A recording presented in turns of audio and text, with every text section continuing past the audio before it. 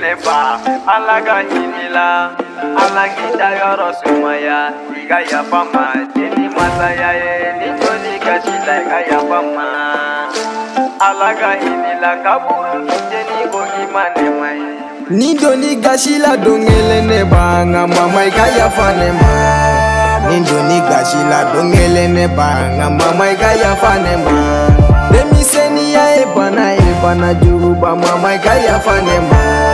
amanyuma koyira kunge alala ida alagida yoro sumaya ni doni gashila dongele ne banga mama iga ya fanema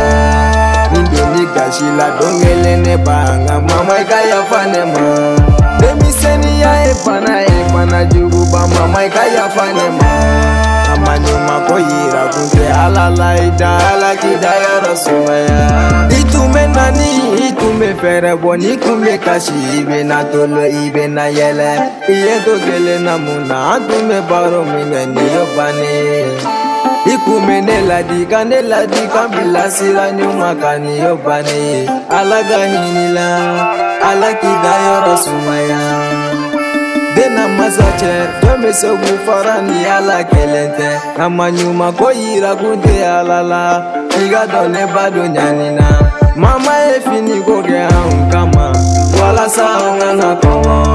mama enyo susu ya kama wala sanga na kongo alini dengera sai baba sira chela yete wolo nana kani bage bolo ko pepe kani bage ni wotope ni doni gashila dongele ne banga mama iga ya fanema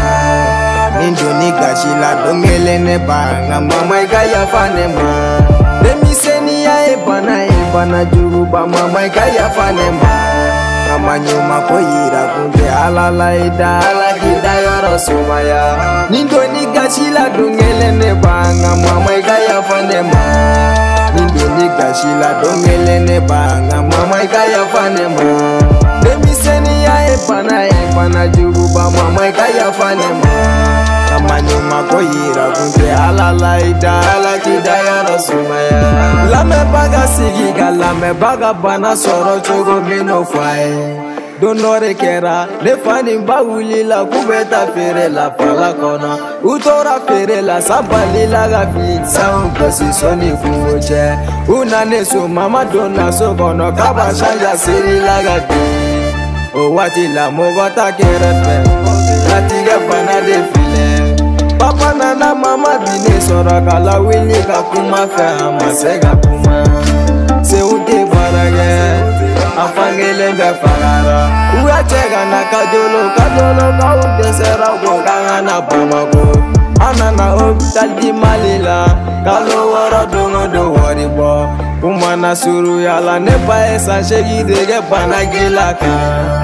imado ne wolo bananina